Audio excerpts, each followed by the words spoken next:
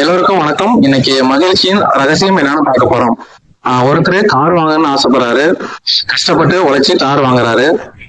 அந்த காரை வாங்கி வீட்டுக்கு முன்னாடி நிறுத்தும் போது அளவற்ற சந்தோஷம் கிடைக்கும். அந்த சந்தோஷம் நிலைச்சிருக்குமானா சத்தியமா நிலைச்சிருக்காது. அது கார் வாங்கினா கொஞ்ச நாள் தான் சந்தோஷமா இருக்கும்.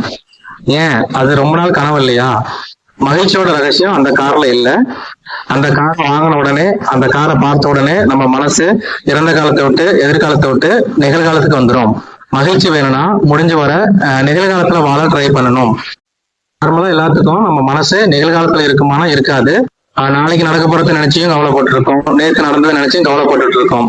ஆனா முடிஞ்ச வரை நம்ம நிகழ்காலத்துல இருந்தா நம்ம உடம்புக்கு ரொம்ப நல்லது. ஏன்னா நம்ம எப்போ ஹாப்பியா இருந்தா நம்ம பிரெயின்ல டோபமைன் ஒரு ஹார்மோன்ஸ் இருக்கும். அது நம்ம மனச்சோர்வு, படபடப்பு, நம்ம கவலைகள் எல்லாமே குறையும். மெயினா டோபமைன் பிளட் சர்க்குலேஷன் இன்க்ரீஸ் பண்ணும்.